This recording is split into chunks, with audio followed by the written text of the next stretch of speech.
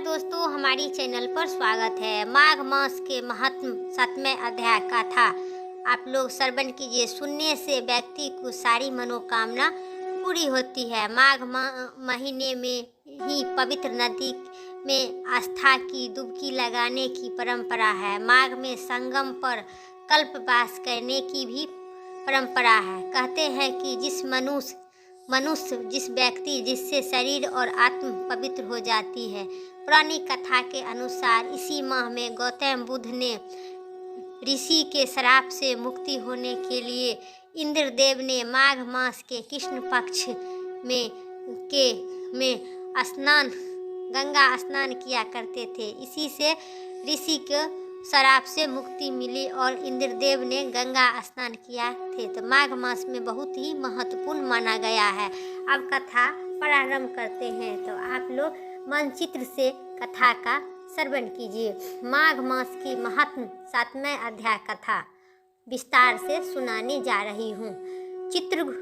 चित्रगुप्त ने कहे कि उन दोनों के कर्मों के विलोचना करते हुए दूत से कहे कि बड़े भाई विकुंड को घोर नरक में डाल दो और छोटे भाई विकुंड को स्वर्ग में ले जाओ, जहाँ उत्तम भोग है। तब एक दूत तो कुंडल को नरक में फेंकने के लिए तैयारी हो गया और दूसरी दूत बड़ी निम्रता पूर्वक विकुंडल को स्वर्ग लोक में ले जाने के लिए तैयार हो गया। तो विकुंडल ने पूछा, निम्रता पूर्वक से कहने लगा कि हे विकुंडल, चलो अपने अच्छे कर्म से स्वर्ग को प्राप्ति होकर अनेक प्रकार का भोग करो। तब विकुंडल ने कहा कि बड़े निम्रता से के साथ मन में आशय धारण कर दूत से कहा कि कहने लगा, यह यमदूत, मेरे मन में बड़ी ही आशा उत्पन्न हो गई है, तो अतः एवं मुझे कुछ आपसे पूछना है। कृपया करके मेरे प्रश्न का उत्तर दे दीजिए। हम दोनों भाई एक ही कुल में उत्पन्न हुए थे, एक ही जैसे ही कर्म करते रहे। दोनों भाइयों में कभी भी किसी को शुभ कार्य नहीं किए, फिर एक को नरक में क्यों प्राप्ति हुई और मैं अपने स्वर्ग में आने का कोई कारण नहीं देख रहा हूँ। तब यमदूत कहने लगा कि हे विकुंड, माता पिता, पुत्र पत्नी, भाई बहन से सब संबंध जन्म के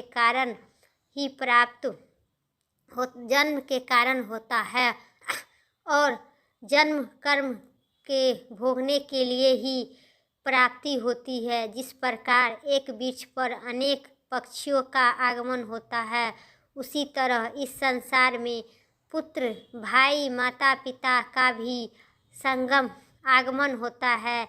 इसमें से जो जैसा कर्म करता है वैसा ही फल भोगने के लिए मिलता है।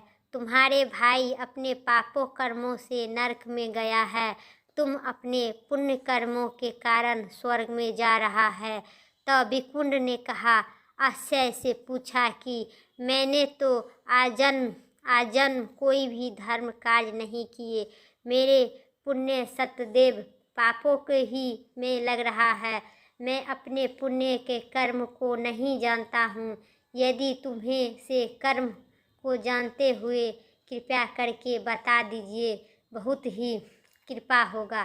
तब देवदूत कहने लगा कि हे प्राणी, जो भली भांति जानता हूँ तुम नहीं जानते हो।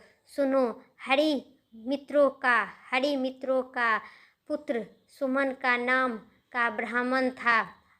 जिस प्रकार आश्चर्य यमुना नदी में के दक्षिण दिशा में तुम उसके साथ माघ मास के कृष्ण पक्ष के तिथि को तुम डुबकी लगाए, इसे से तुमको सारे पाप खत्म हो गया और सारे पुण्य आ गया। जिस प्रकार हरि सुमन का पुत्र सुमन का ब्राह्मण से तुम्हें दोस्ती हुई, उसी प्रकार जिस व्यक्ति अच्छे कर्म करेगा और लास्ट में बुरे कर्म करेगा, उसको बुरे कर्म का बुरे भोगना नरक में जाएगा। जो व्यक्ति अच्छे कर्म करेगा उस व्यक्ति को अच्छे कर्म में स्वर्ग लोक में प्राप्ति होगी।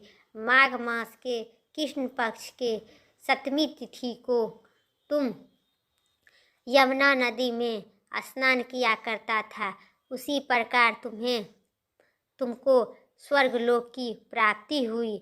उसी समय से जिसका आश्रम यमुना नदी की दक्षिण दिशा में था, उसे जंगल में ही तुम्हारी मित्रता हो गई। उसी के साथ ही तुम्हें 2 बार माघ मास में यमुना जी में स्नान किया था। पहली बार स्नान करने से तुम्हारी सब पाप नाश हो गया और दूसरी बार स्नान करने से तुमको स्वर्ग लोक की प्राप्ति हुई।